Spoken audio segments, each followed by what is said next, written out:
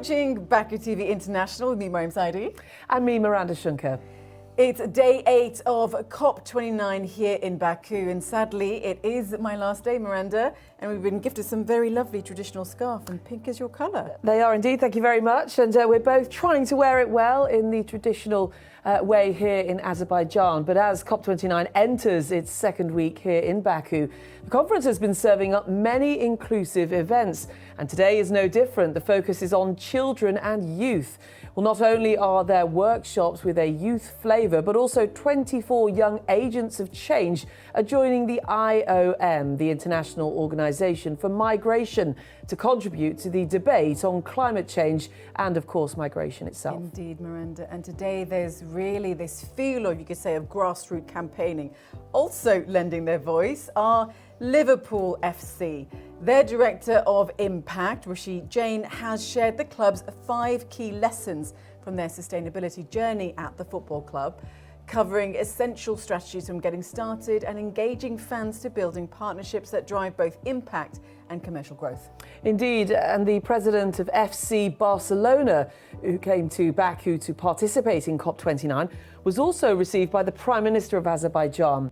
Well, let's get more on what's been happening this Monday at COP29 with our correspondent Aina Zabalieva.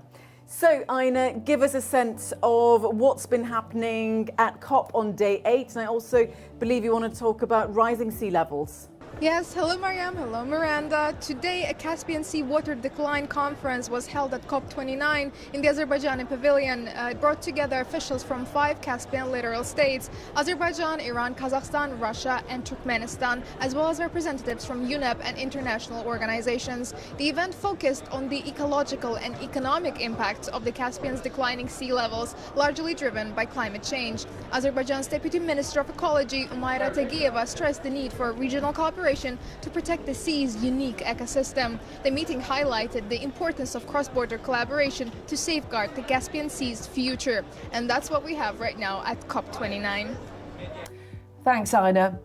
Well, we mentioned it earlier, youth engagement is front and centre at COP. Joining us now to share their experience is Zamina Zamanova, a Azerbaijani eco-activist. Thank you very much for joining us. What has COP29 been like for young people this year? First of all, thank you for inviting me. I'm happy to be here. Let's say this important event, globally important event, right now is taking part and is hosted by my country, and that's why I'm very happy. Peaceful actions held at the COP29 from representatives of different countries has gained the attention of the governments of their own countries to coming to an action. And this is the thing that the Azerbaijan's presidency, I guess, in my opinion, was also nourished that our country has been doing important steps in this environmental protection and ecological protection activities. I guess it also was good platform for other countries that were not heard till now to be heard and to go from word to action. So when you talk about, countries, or you could say people not having their voices heard, is that why it's important for young people now to be, picking up the slack when it comes to climate activism? Because, this is the planet that you're inheriting. Actually, yes, but the main thing is that people around the world and young people has to be aware about the problem. And the thing is that the education on this topic is not so much popular and expanded throughout the world.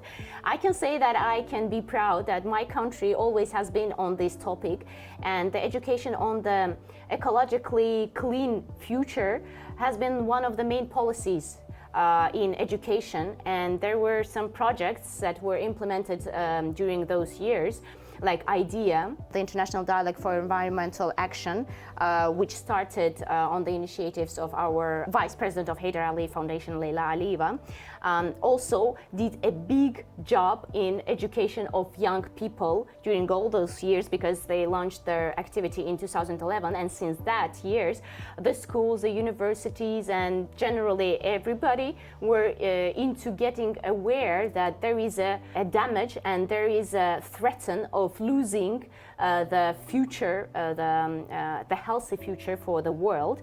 And so this is the important step. The countries that have less opportunity to get aware of this should be getting support from other countries that are more informed in these topics.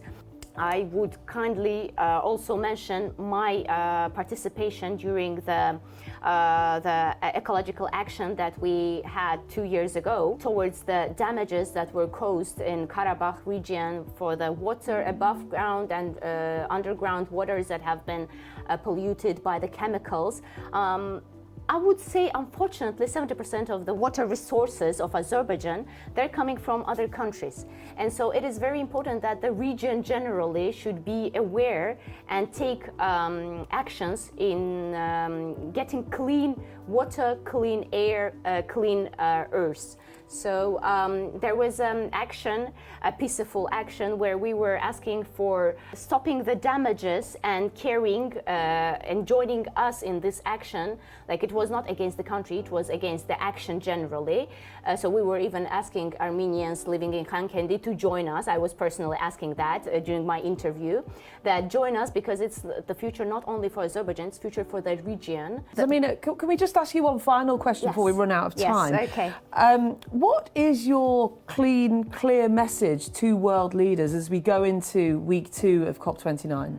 Well, I have already mentioned, I participated yesterday, the World Climate Summit, and it was very interesting and was very, let's say, informative for Azerbaijan's business sector, because the international experience was shared with our country.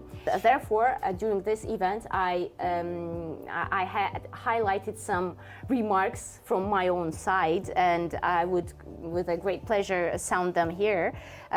Make your mark, transform your business, forge meaningful partnerships, and strive for clean and sustainable future, and therefore we all fulfill our human duty to nature, to Earth Mother. So we'll have to leave it there, but thank you very much, Zamina Zamanova, for joining us today, an Azerbaijani eco-activist. Thank you for your time. Thank you so much. Well, that is the latest from day 8 at COP29, and you can stay up to date with all of our top stories and coverage from the conference so far and right through the close of business.